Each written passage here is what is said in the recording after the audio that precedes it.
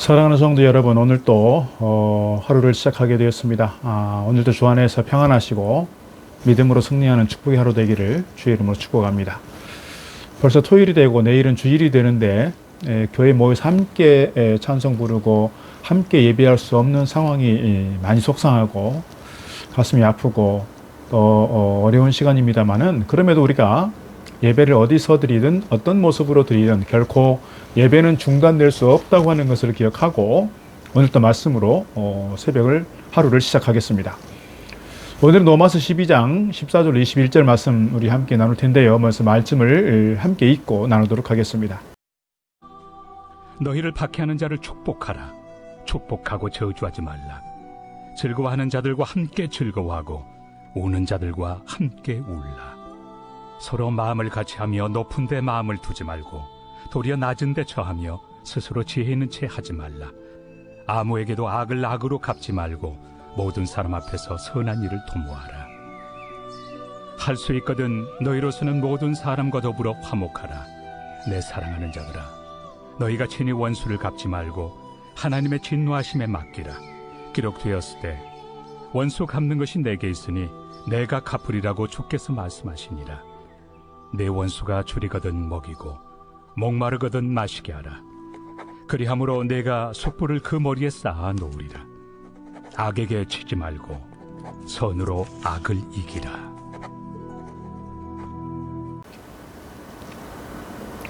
로마서 12장은 믿음으로 의의를 얻는 자의 생활을 언급하는데, 본문은 미워하고 핍박하는 원수에 대한 사랑에 대해서도 강조하고 있습니다.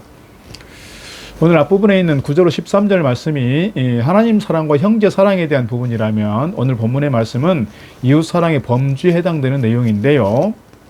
오늘 이웃이라고 말할 때 우호적인 이웃만이 아니라 우리를 핍박하는 그 사람들까지도 적용이 되는 부분이라 하는 거예요.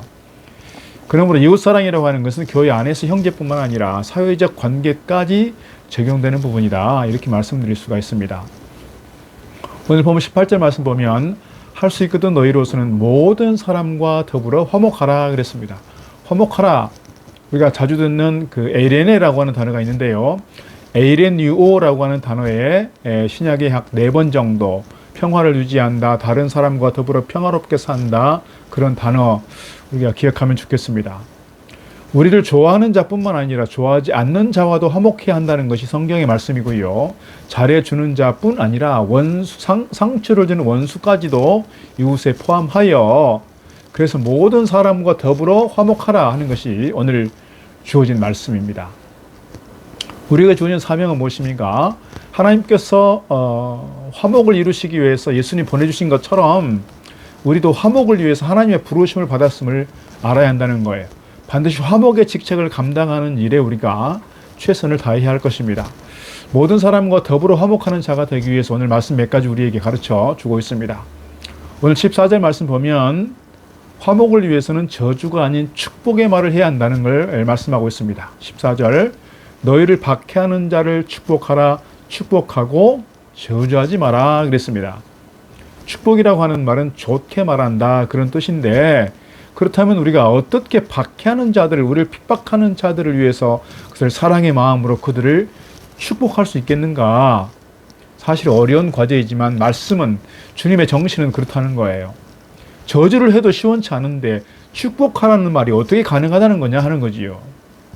그런데 여기에 엄청난 은혜가 숨어 있는 걸 볼 수 있습니다. 저주하는 자의 인생은 계속 저주받는 인생이 되고요. 축복하는 자들은 계속해서 축복을 받는 인생이 된다는 거예요. 이게 주님의 은혜예요. 남을 축복하는 사람은 자신이 축복받는다는 걸 우리가 기억하면 좋겠습니다. 우리가 그리스도인으로서 축복하는 인생이 되어야 나도 축복을 받는다는 거지요.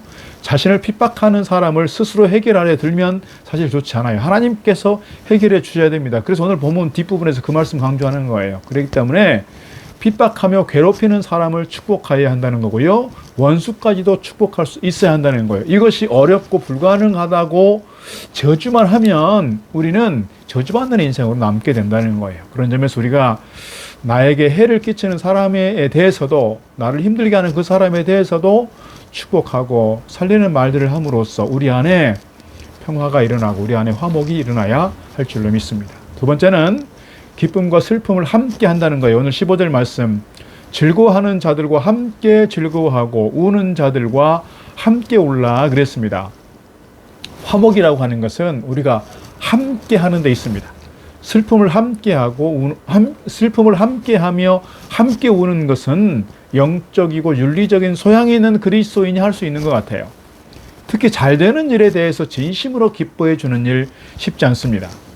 그래서 크리소스톰은 이런 말을 한 적이 있습니다. 우는 자와 함께 우는 것은 웃는 자와 함께 우는 것보다 쉽다. 왜냐하면 웃는 자와 함께 웃기 위해서는 훨씬 더 고상한 인격, 고매한 인격을 필요로 하기 때문이라 그랬어요. 이웃이 잘 되는 것에 대해서 시기하고 함께하지 못하는 것이 죄악이라는 거예요. 이게 이기주의라는 겁니다. 울어줄 일이 있는데 함께 울지 않는 것, 웃어줄 일이 있을 때 함께 웃지 않는 것은 바로 이기주의라는 것입니다.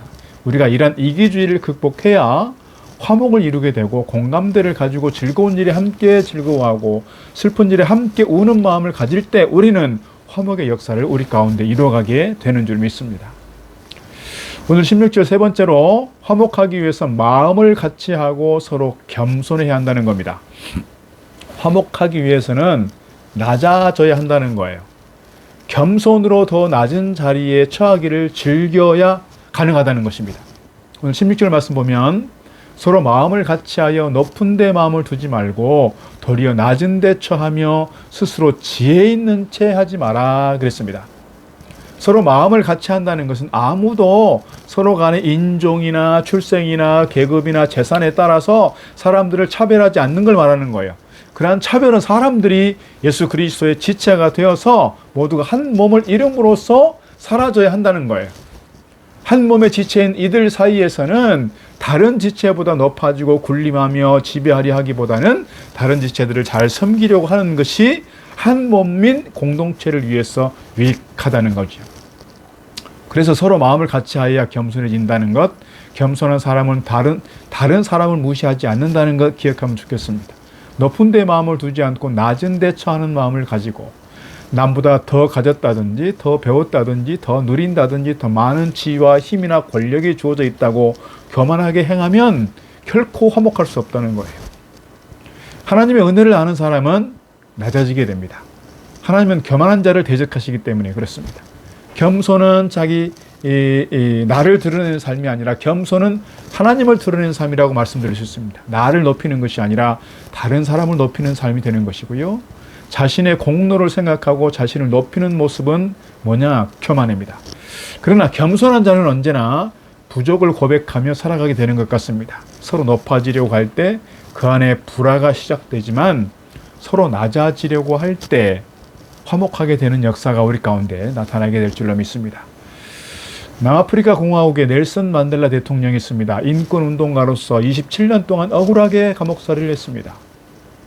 그럼에도 불구하고 석방되자마자 먼저 화해의 손을 내밀었습니다.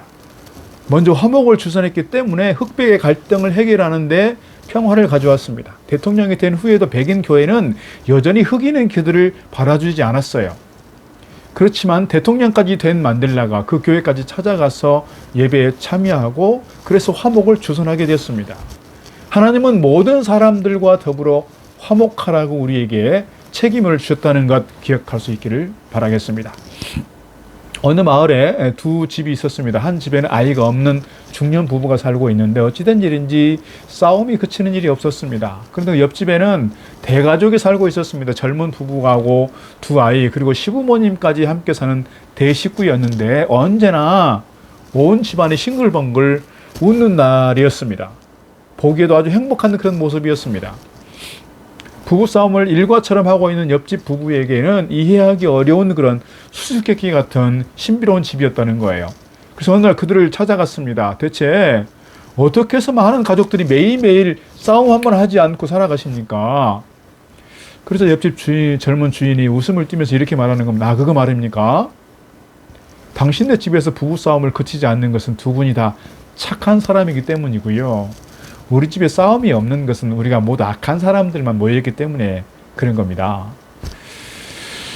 옆집 주인이 깜짝 놀라면서 다시 물었습니다. 아니 착한 사람만 사는 집에 싸움이 있고 악한 사람만 모인 집에 싸움이 없다는 건 도대체 무슨 뜻입니까? 그래서 젊은 주인이 이렇게 대답하는 겁니다. 만약 내가 방 한가운데 놓여있는 물그릇을 모르고 발길로 이렇게 찾아 엎었다고 칩시다. 저는요, 이건 내가 부주의해서 그랬으니 내가 잘못했다고 말하는 겁니다. 그러면 아내는 그 빨리 치우지 않는 내가 잘못했다고 말하고요. 그럼 또 저희 어머니께서는 아니야, 애들아, 나이 쌀이나 먹은 내가 옆에 있으면서도 그걸 보고만 있었으니 내 잘못이라고 말씀하는 거예요. 모두가 자진해서 나쁜 사람이 되려고 한다는 거예요. 그러니 싸움을 하고 싶어도 할 수 없지 않겠습니까? 어떻게 보면 우리에게 화목의 아주 중요한 비결을 가르쳐 주는 것 같습니다. 사랑하는 성도 여러분, 모든 사람들과 더불어 화목하고 계십니까?